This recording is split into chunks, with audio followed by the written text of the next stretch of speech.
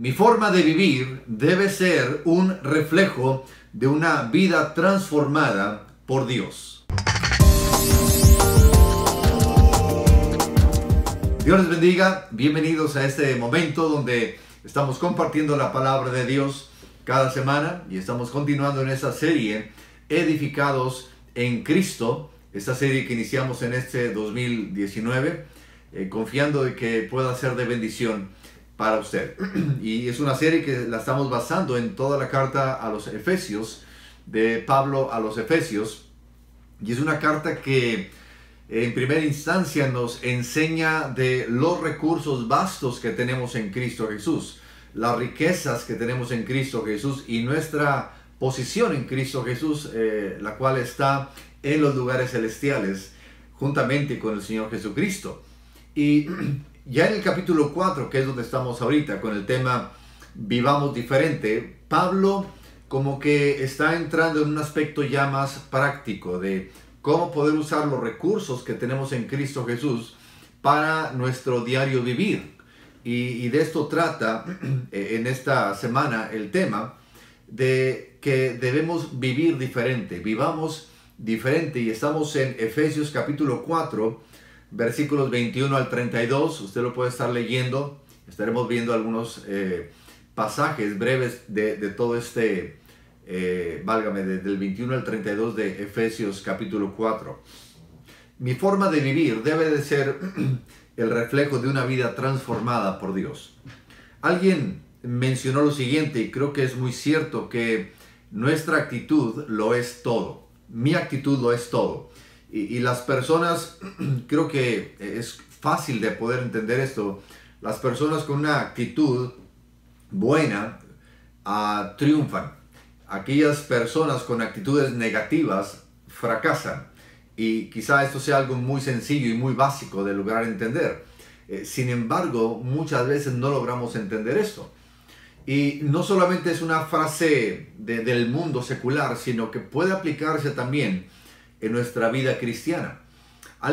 Viktor Frankl, un prisionero en el Holocausto judío, un hombre que superó los estragos de ese tiempo en el campo de concentración, un judío alemán en Alemania, dijo que todo puede ser tomado de un hombre excepto una cosa: elegir nuestra actitud ante cualquier circunstancia. Es decir, todo se nos puede quitar, pero no se nos puede quitar la forma en que yo voy a responder a cierta situación. Y realmente mi forma de responder a tal situación es la que determina si salgo victorioso o si fracaso. No tanto lo que me suceda, sino lo que yo hago para poder superar, para enfrentar esa situación. Y Pablo, en esta epístola a los Efesios, en esta carta a los Efesios, está animando a la iglesia del primer siglo a que pudiesen reemplazar su antigua manera de vivir, su antigua manera de pensar, que era pecaminosa, y poder transformarla a una forma diferente, a una nueva manera de vivir. Y Pablo les escribe allá en el versículo 22 de Efesios 4:22, y leo de la Nueva Traducción Viviente, dice: desháganse de su vieja naturaleza pecaminosa, dice, y de su antigua manera de vivir, que está corrompida por la sensualidad y el engaño. Y quisiera estar viendo algunos aspectos que veamos rápidamente, algunos cambios que Pablo nos aconseja a aplicar a nuestras vidas, en nuestro diario vivir, válgame. Entonces Pablo les está diciendo, ¿saben qué? Tienen que cambiar su forma de pensar, tienen que deshacerse de su vieja naturaleza, que es pecaminosa. Es una naturaleza antigua, que no tiene nada que ver ahora que están en Cristo Jesús. Y el primer aspecto, número 1 ahí en sus notas, y voy a pedir que por favor saquemos la guía de nuestra iglesia Centro Mundial de Oración. Estamos localizados en Apodaca, Nuevo León, México.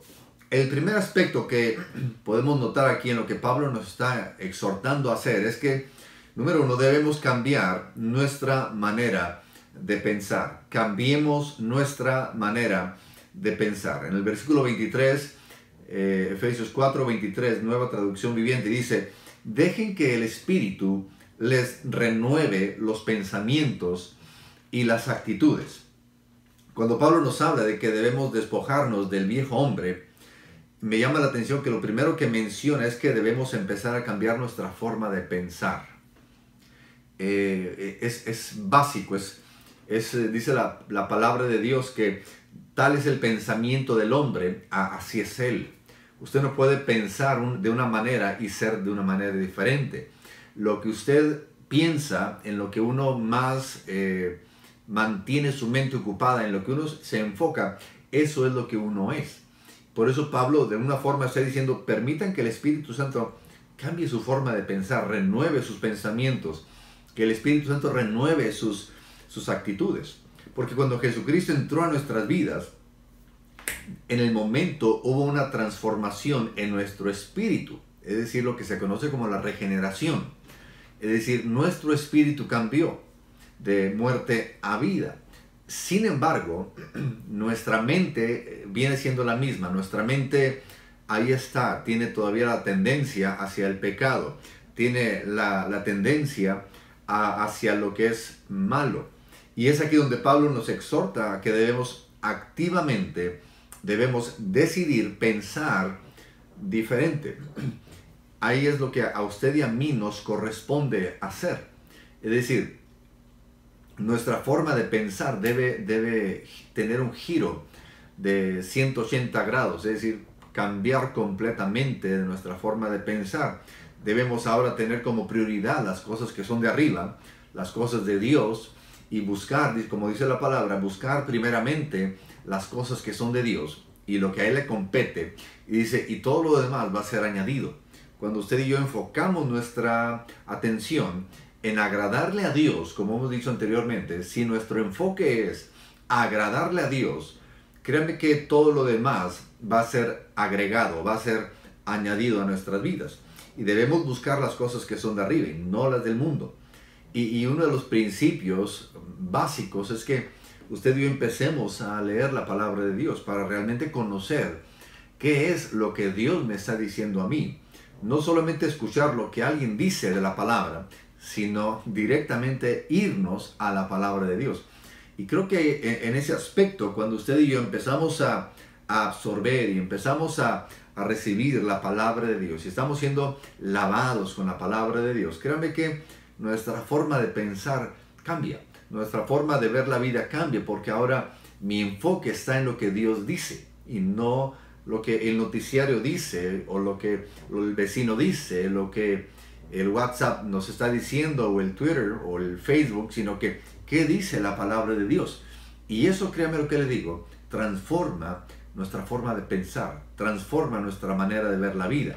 Y esto me lleva al segundo aspecto que Pablo nos dice también, no solamente cambiar nuestra forma de pensar, sino que cambiemos nuestra manera de hablar. Cambiemos nuestra manera de hablar. Ahí en el versículo 25, Efesios 4:25, nueva traducción viviente, dice: así que dejen de decir mentiras. Dice, digamos siempre la verdad a todos, porque nosotros somos miembros de un mismo cuerpo. Y la razón por la que Pablo nos pide que no mintamos es muy sencilla, porque somos miembros del mismo cuerpo. Si usted y yo aceptamos a Cristo Jesús, somos miembros del cuerpo de Cristo. Somos una sola familia, somos el cuerpo de Cristo aquí en la tierra, somos una misma iglesia. Y cuando mentimos, nos dañamos a nosotros mismos. Y cada vez que decimos la verdad, el Espíritu de Dios trabaja. Pero cada vez que decimos una mentira, escúchame bien, el enemigo trabaja, Satanás trabaja, el Señor le reprenda. Mentir siempre, escuche bien, mentir siempre interrumpe la unidad y destruye la confianza. Y se lastima y obviamente se destruyen las relaciones. ¿Quiere usted destruir una relación? Mienta. ¿Quiere usted que su matrimonio sufra? Mienta. ¿Quiere que su relación con sus hijos no vaya bien? Mienta. Y obviamente lo contrario también es verdad. ¿Quiere que le vaya bien en su matrimonio? Hable verdad. Hable lo que es cierto. Y créame que eso hace que nuestra relación matrimonial se fortalezca. Lo mismo sucede con nuestros hijos. En fin, La palabra es muy clara. Y Pablo, una de las primeras cosas que dice, ustedes ya no deben vivir como vivieron antes. Ahora su forma de vivir es que deben pensar diferente, pero su forma de hablar tiene que ser sin mentiras, debe ser sin herir, sin agregarle más a aquello, sino simplemente háblese la verdad. En otro pasaje se nos dice en la Biblia que nuestro hablar sea sí, sea no. Es decir, si es sí, así es, y si es no, pues no. Y dice, todo lo que es agregado más allá, pues ya no procede de algo bueno. Entonces es clave, como cristianos, estamos edificando nuestras vidas en Cristo. Obviamente debemos partir de pensar bien, tenemos que partir de empezar a hablar bien, hablar sin mentiras, hablar las cosas como son. Y es mejor una mentira, o mejor dicho, es mejor una verdad que pueda doler a una mentira que engaña. Así que esos son aspectos prácticos, básicos de la vida cristiana. Somos ricos en Cristo Jesús, sí, pero ¿cómo podemos trasladar esto a nuestra vida diaria? Pensando correctamente, hablando correctamente. Y esto me lleva al tercer aspecto, en que Pablo nos dice en el versículo 26 que cambiemos nuestro enojo. Dice Pablo, airaos, pero no pequéis. No se ponga el sol sobre vuestro enojo. Y me llama la atención que Pablo comienza la advertencia sobre el enojo pidiéndonos que nos enojemos. Dice, airaos, como un mandamiento, ¿no? Enójense, enójense. Dice, pero no pequen. Es decir, hasta cierto punto debemos entender que hay una forma de enojo que es positivo y hay una forma de enojo que es negativo. Y Pablo nos está diciendo, inicia hablando del enojo aquí diciendo, enójense, está bien, enójense, pero no se ponga el sol sobre vuestra cabeza. Es decir, que no se mete el sol, que no pasen días y tú sigas enojado y tú sigas intrincado, que tú sigas sin poder tener esa relación restaurada, ya sea con tu esposa, con tu esposo, con tus hijos, con los vecinos, con medio mundo, porque estás enojado con medio mundo y no quieres saber nada de nadie. Pablo te dice, no permitas que se ponga el sol, no permitas que el sol se meta y tú sigas enojado. Es decir, arregla la situación. Entonces hay un enojo que puede ser bueno, porque muchas veces toleramos aquello con lo que deberíamos estar enojados y nos enojamos con lo que deberíamos tolerar. Entonces, yo le pregunto, ¿cuándo fue la última vez que usted se enojó por el pecado? ¿Cuándo fue la última vez que usted se enojó porque hubo pecado? Porque usted sabe, eso no está bien, eso no le agrada a Dios. O a veces más nos enojamos con cosas que no tienen sentido, ¿no? Entonces, es importante que manejemos el enojo de manera adecuada y oportuna también. Y cuanto más tiempo permanezca el enojo en nuestros corazones, más posibilidades hay que abra una puerta para que Satanás empiece a trabajar en nuestras vidas. Entonces no lo permitamos, no permita que el enojo se mantenga en usted y el enojo abra una puerta, por tan pequeña que ésta pueda ser, para que el enemigo tome ventaja y esa pequeña puerta que se abre, el enemigo toma ventaja y entra y hace estrago. Y usted puede decir, ¿cómo fue posible? Sí, porque usted permitió que una actitud de enojo dañara todo lo demás en su vida. Entonces es bien importante, por algo Pablo nos dice, piensa bien, habla bien, y si te vas a enojar, pues enójate bien. No permitas que el enojo arruine tu vida. Es bueno que te enojes por las cosas que son buenas, enojarse. El Señor Jesucristo, Él se molestó, se airó en contra de los cambistas ahí en el templo, cuando aquellos estaban vendiendo y haciendo cosas ahí en el templo de Jesucristo, les vuelca las mesas y les llama la atención y les dice, ¿saben qué? Esto no debe ser así. Mi casa dice casa de oración, la casa de mi padre, casa de oración será llamada. Entonces Jesucristo se molesta, pero por una razón obvia, por una razón permitida. Y a manera de conclusión, yo le invito a que pidamos a Dios entendimiento para poder vivir de tal forma que podamos reflejar su amor y su bondad hacia los demás. Y recordemos que somos un mismo cuerpo en Cristo Jesús. El cuerpo de Cristo aquí en la tierra. Y por lo tanto, hermanos, debemos vivir de tal forma que podamos agradarle a Dios en lo que estamos haciendo. Sí, que podamos convivir unos con otros, que podamos pasar, vamos a decir así, entendemos que puedan haber diferencias, pero no por eso puedan haber enemistades entre nosotros. Hace tiempo escuchaba yo a un hombre que tuvo un sueño, eso era un cassette, y escuché mencionar ese sueño, y en su sueño él sabía que estaba entrando a un lugar que era el infierno, y era bien interesante. Dice que eso es un sueño solamente, obviamente no está en la palabra, pero él decía, yo entré a un lugar que decía, yo sabía que era el infierno, en el sueño yo sabía que era el infierno. Dice, pero era bien interesante porque dice, en el sueño yo veía que ahí donde estaba toda la gente desnutrida, estaban todos sentados en una mesa con muchos manjares y estaba lleno de comida, pero todos estaban desnutridos porque dice, sus brazos estaban tiesos y no había forma que ellos pudieran comer y llevarse la comida a la boca, y no podían hacer esto, entonces estaban desnutridos. Dice, pero en ese mismo sueño, dice, de repente me encontré en un lugar, dice, donde yo sabía que era el cielo. En el sueño, dice, sabía que era el cielo. Dice, y todos estaban bien, bien nutridos. Y estaba esa misma mesa llena de manjares. Dice, pero la diferencia fue que tenía los brazos también tiesos o sin poder doblar. Dice, pero agarraban la comida y se la daban al de enfrente, y el de enfrente la alimentaba a él. Y así era como se mantenían, así era como se alimentaban. Y me llamó la atención porque obviamente eso es solamente algo simbólico, nada que ver con la palabra de Dios.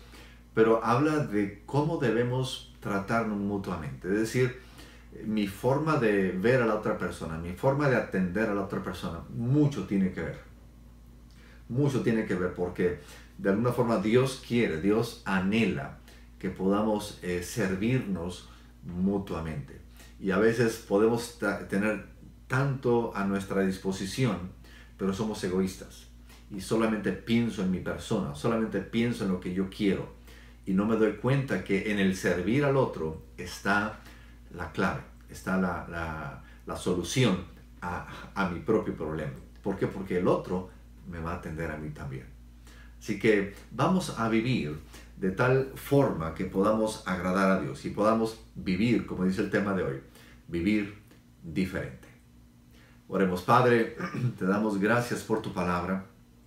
Gracias porque podemos confiar en ella, podemos abrirla y podemos tener este consejo en cualquier momento de nuestro día.